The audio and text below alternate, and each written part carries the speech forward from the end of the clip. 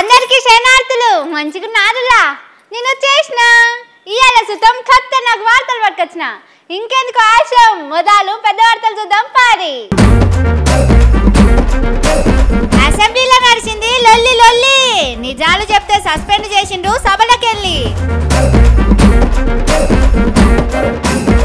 ఏతులెంకటి కథ చెప్పిండు జగదీష్ సారు ఇవన్నీ నిజాలు కాదా రేవంత్ల వారు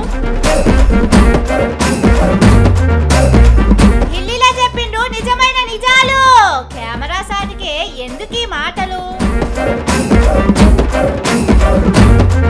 మస్తు పని చేస్తున్నారు మన పోలీసులు సీఎం సారు జాగ్రత్త మీ చెప్పులు శిష్యుని పార్టీ గుట్టు ఇప్పిండు గురువు ఎట్లుండేనో చెప్పిండు కాంగ్రెస్ పాలనలా కరువు Jagadish Reddy sir suspension BRS వాళ్ళ ధర్నాలు వాకౌట్లు కాంగ్రెస్ వాళ్ళ తిట్లు కారు పార్టీల కౌంటర్లు అన్నీ చేసినామని వాళ్ళు ఏం చేయలేదని ఇల్లు ఇంకో దిక్కు పూ పార్టీ పతంగు పార్టీల ముచ్చట్లు ఇట్లా చిన్న నడవలేయాలి assembly car party MLA Jagadish Reddy సారును అసెంబ్లీలోకి వెళ్ళి సస్పెండ్ చేసిండ్రు ఈ బడ్జెట్ మీటింగులు అయిపోయేదాకా సార్ అసెంబ్లీకి రావద్దట Reddy member named by the speaker be suspended from the services of the house for remainder of the session. మరి అంతగానం జగదీష్ రెడ్డి సార్ ఏం మాట్లాడిండోనని పరిచయం కాకుండ్రి ఇది నుండ్రి అధ్యక్ష ఏ సభా సంప్రదాయానికి నేను విరుద్ధంగా మాట్లాడినా మీరు చెప్తే తర్వాత మాట్లాడదు అధ్యక్ష నా విషయంలోనే నన్ను ప్రశ్నించడమే సభా సాంప్రదాయాలకు విరుద్ధం అసలే కాదు అధ్యక్ష అగో స్పీకర్ సార్నే అడుగుతావా ఆయన గౌరవం తగ్గిస్తావా అని కాంగ్రెస్ వాళ్ళందరూ మాట్లాడరు పావు గంటలు వస్తామని చెప్పి 4 గంటలు సభ బంద్ పెట్టి పోయిండ్రు ఢిల్లీలో ఉన్న రేవంత్ సార్ తోని ఫోన్లో మాట్లాడొచ్చినాక మళ్ళా సభ మొదలు పెట్టిండ్రు జగదీష్ సారును సస్పెండ్ చేసిండ్రు అగో మాట వినకుండానే ఎట్లా చేస్తారని కారు పాటోళ్ళు ఎంత బతిలాడినా స్పీకర్ సారు మైకియలే దీంతో అందరు బయటికి వెళ్ళిపోయారు ఉరి శిక్ష వేసినప్పుడు కూడా అవకాశం ఇస్తారు సార్ అసలు మీరు ప్రధాన ప్రతిపక్షానికి ఇవ్వాలి సార్ అసెంబ్లీ కాడ మాట్లాడిస్తలేరని చక్కగా సెక్రటేరియట్ పక్కకున్న అంబేద్కర్ సారు విగ్రహం తానికి పోయి ధర్నాకు కూర్చున్నారు బట్టలిపే కార్యక్రమం మొదలైంది ఈ ఉపన్యాసం పూర్తి అయితే ఆయనతో మమ్మల్ని బర్బాదాలు నిలబెడతారేమో ప్రజల ముందటన్న భయంతో ప్రభుత్వం చేసిన కుట్ర తప్ప ఇంకొకటి కాదు ఈ సస్పెన్షన్ ఇక ఇక్కడ కూడా కారు పార్టీలను కూర్చొనియలే అందరిని అరెస్ట్ చేసి తీసుకుపోయిండ్రు దీంతో మళ్ళీ పారి లొల్లి లొల్లి అయింది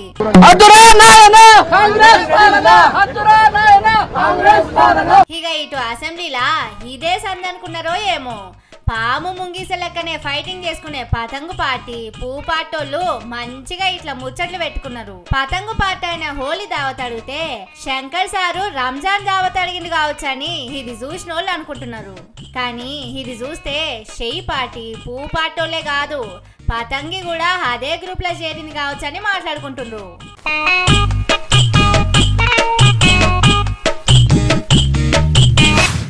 సర్కారోళ్ళు మస్తు హామీలు ఇచ్చిండ్రు ఏడాది తిరగంగానే అన్ని చేసినామని చెప్పుకుంటున్నారు పబ్లిక్ ఏమో మాకు ఇది రాలే అది రాలేదని అంటున్నారు ఆ ముచ్చట్లు చూపెడితే సర్కారోళ్ళు కేసులు పెడుతున్నారు దీని మీద అసెంబ్లీలో జగదీష్ రెడ్డి సారు ఒక కథ చెప్పిండు చూడుర్రి ఇలా మీకు అర్థం కాదే ఉంది సార్ దీంట్లో మా ఊర్లే వెంకటయ్య అని ఉండే ఆయన ఊర్లో ఏతులు వెంకటయ్య కూడా అందరూ ఆన కథ ఉంది ఇలా అన్నారు ఏం కథ అని అడిగినా ఏ లేదయ్యా ఒకరోజు పొద్దున్నే ఆయన భార్య సర్పంచ్ కాడికి వచ్చి కంప్లైంట్ చేసింది మా వెంకటయ్య నన్ను కొట్టిండు జర పిలిపించి మాట్లాడమని చెప్తే ఆయన పిలిపించిండు పెద్ద మనిషి ఎందుకు కొట్టి ఏం సంగతి అని అడిగితే నేను మా అమ్మగారింటికి నువ్వు పాలు వేయొద్దుమని అన్నాడు నేను పోస్తా అన్నా నేను పోసి తీరుతానంటే నన్ను కొట్టిండు నీకు బర్రె లేదా పాలెక్కడి అని చెప్పి ఆయన పెద్ద మనిషి అడిగింది అధ్యక్ష అడిగితే నాకు 4 బర్రెలు ఉన్నాయి అన్నాడు అధ్యక్ష ఈ 4 బర్రెలు ఎక్కడిదా నీకు ఒకటి కూడా లేకపో మా ఊరందరం చూస్తుంది 50 మంది ఉన్నాం అందరు తెలుసు నీకు బర్రెలు లేవా ఎక్కడిదా అంటే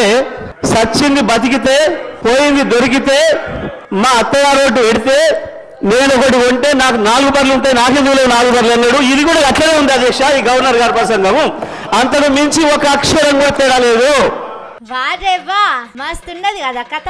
స్పీకర్ సార్ కూడా నవ్వొచ్చినట్టున్నది, కానీ ఆ కుర్చీలో కూర్చొని నవ్వితే మంచిగుండదని ఆపుకుంటున్నట్టున్నాడు. నిజంగా కూడా అట్లనే అవుతున్నది బయట. సర్కారోళ్ళేమో అన్ని స్కీములు ఇస్తున్నామంటారు, ఇయాలో స్కీము రేపో స్కీము మొదలు పెడుతున్నామంటారు, కానీ దేనికి ఏది కానొస్తలేదా? ఎక్కడ ఇచ్చారు అధ్యక్ష? రైతులకు రుణమాఫీ చేసినారు, రైతు భరోసా ఇచ్చినారు, 12,000 రూపాయలు నా ఈజీఎస్ కార్మికులకు ఇచ్చినారు, 12,000 రూపాయలు నా ఆటో కార్మిక సేవలకు ఇచ్చినారు, 2,500 రూపాయలు మా మహాలక్ష్మి అక్క చెల్లెలకు ఇచ్చినారు, రైతులకు బోనస్ ఇచ్చినారు, తోం బంగారం ఇచ్చినారు.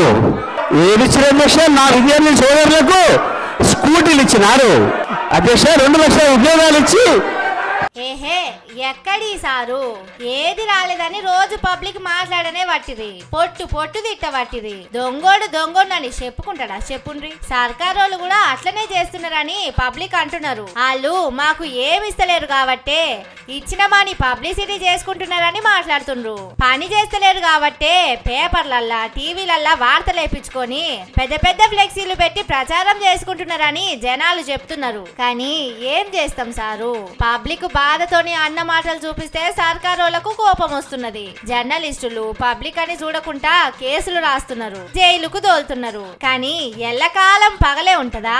ఎల్లకాలం చీకటే ఉంటదా? చెప్పుండ్రి. పున్నం వెళ్ళినాక అమాస రాదా, అమాస వెళ్ళినాక పున్నం రాదా? జరా ఈ ముచ్చట యాది పెట్టుకోండి అని కాంగ్రెస్ వాళ్లకు సలహా ఇస్తున్నారు.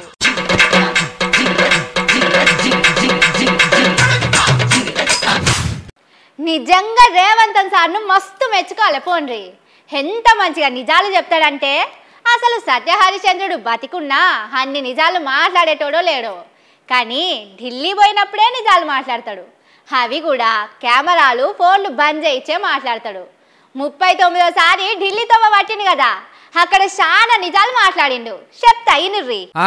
చలో ఇక మన రేవంత్ సార్ చెప్పిన నిజాలు చూద్దాం పాండ్రి.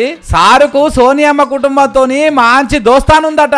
ఢిల్లీ పోయినప్పుడల్లా రాహుల్ గాంధీ సార్ తోని కూసోని ఛాయ తాగి టిఫిన్ చేసి పగడాలకు కూడా ఆలింటనే తిని మాపటీలకు కూడా ఆలింటనే సోనియమ్మ వండిన బువ్వ కూర తినొచ్చేంత సోపతున్నది కావచ్చు. ఇక పోటోలు దిగి చూపించాల్సిన అవసరం ఏమున్నది చెప్పుండ్రి అని అంటున్నాడు. మరి 3 పూటలు ఆలింటనే తింటాడాయే. అన్ని పోటోలు తీసి చూపించాలంటే కష్టం కాదా చెప్పుండ్రి. ఇక ఓట్ల ముంగట చెప్పినవన్నీ ఏ ఒక్కటి కూడా ఇడిచిపెట్టకుండా చేస్తున్నారట. మీకెవరికన్నా రాకుంటే మీదే తప్పన్నట్టు. ఇక రాష్ట్రం పరిస్థితి ఏమున్నదో గదేం మాట్లాడుతున్నాడట సారు. అందుకే రాష్ట్రం అప్పులలో ఉన్నదని చెప్తున్నాడట. మరి పంటలు ఎండుతున్నది, రైతుల పానాలు పోతున్నది, గురుకుల బడులు ఆగమైతున్నది, ఆడబిడ్డల మీద నేరాలు పెరిగింది కూడా చెప్పాలి కదా సార్. అట్లనే ఉన్నది ఉన్నట్టని అనుడేంది, 3 వాళ్ళ దాచిపెట్టి 1 పాలే చెప్పుడేంది. అట్లనే నిరుద్యోగులను మస్తు తగ్గించిరట. నిజమేనాయే. ప్రతిపక్షంలో ఉన్నప్పుడేమో 40 లక్షల మంది నిరుద్యోగులు ఉండే, ఇప్పుడేమో 5 లక్షల మంది అయ్యిండ్రంటే ఏడాదిలో మస్తు కొలువులు ఇచ్చినట్టే. పాపం ఒక్కలొక్కలకు 4 కొలువులు ఇస్తే ఎండ్ల చేరాలనో తెలియక మస్తు పర్షాన్ అవుతుర్రట. అన్ని మంచిగానే ఉన్నాయి కానీ సారు, ఈ అన్ని కెమెరా సాటికి ఎందుకు చెప్తున్నారు? కెమెరా ముంగట ఎందుకు చెప్తలేరు అనేదే తెలుస్తలేదు. పోండ్రి.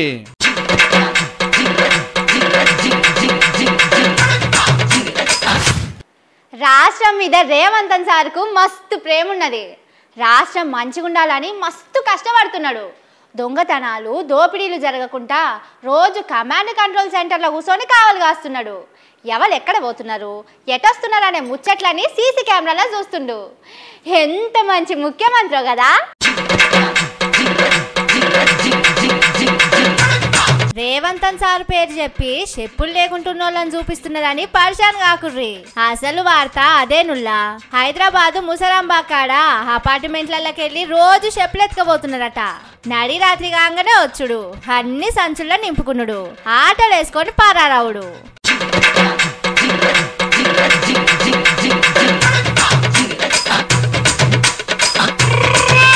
రాష్ట్రంలో లా అండ్ ఆర్డర్ ఇంత మంచిగున్నది. పోలీసుల శాఖ ముఖ్యమంత్రి రేవంత్ సార్ దగ్గరనే ఉన్నది కదా, అందుకే ఇంత మంచిగున్నట్టున్నది. రాష్ట్రంలో మనుషుల పానాలకు కాదు చెప్పులకు కూడా రక్షణ లేకుండా పోయింది. అంటే రేవంత్ సారు నిజంగానే రోజుకు 18 గంటలు పనిచేస్తున్నట్టున్నాడు. సారు అలసిపోయి పండుకున్నది చూసి చెప్పులు ఎత్తుకపోతున్నట్టున్నారు. ఇక రేవంత్ సారు నిద్రపోగానే పోలీసులు కూడా ఓ కునుకు తీసినట్టున్నారు.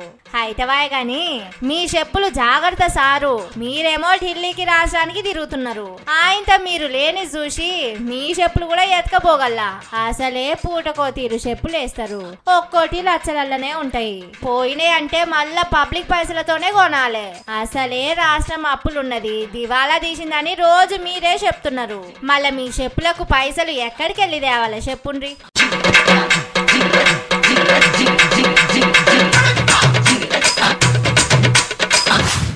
రాష్ట్రాన్ని ఎక్కువ రోజులు పాలించింది కాంగ్రెస్ వాళ్ళే. తెలంగాణ రాకముందు నుంచి 60 ఏళ్ళల్లా దగ్గర 40 ఏళ్ళు కాంగ్రెస్ వాళ్ళే ముఖ్యమంత్రులు ఉండే.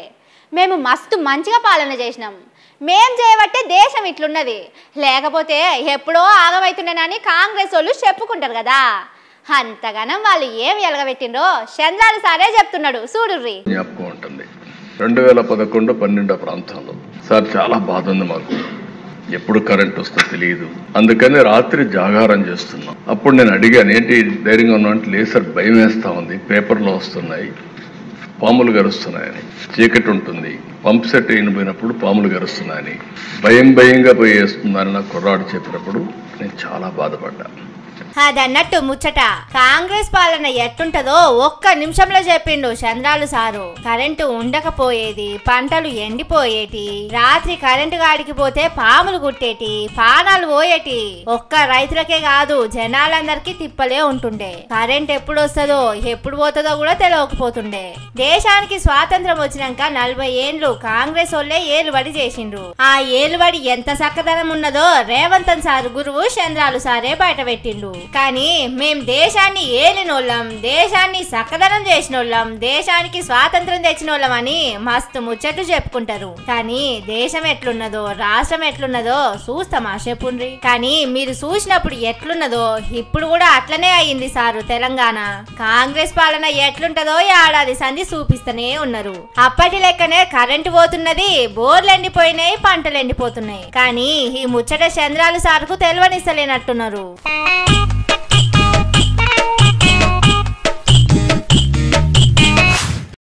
ఇవి ఆటి ముచ్చట్లు. ఇంకిన్ని సూపర్ ముచ్చట్లతోటి మళ్ళొస్తా. చూస్తూనే ఉండుర్రి మన తీన్మార్. ఇదే అసలు తీన్మార్.